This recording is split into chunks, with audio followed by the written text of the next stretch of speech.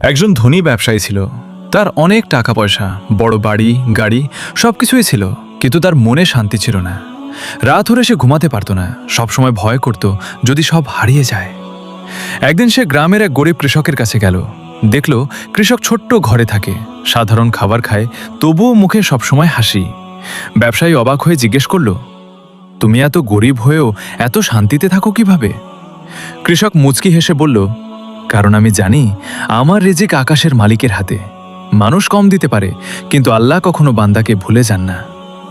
ব্যবসায়ী বলল, কিন্তু তোমার তো ভবিষ্যতের ভয় নেই? কৃষক আকাশের দিকে তাকিয়ে বলল, যে আল্লাহ আজ পর্যন্ত আমাকে না খাইয়ে রাখেননি, তিনি আগামীকালও আমাকে দেখবেন। সেই কথা ব্যবসায়ীর হৃদয়ে আঘাত করল। সে বুঝতে পারল শান্তি টাকা দিয়ে কেনা যায় না। আসল শান্তি হল আল্লাহর উপর ভরসা এবং সন্তুষ্টিতে। সেদিন থেকে ব্যবসায়ী ধীরে ধীরে বদলে গেল।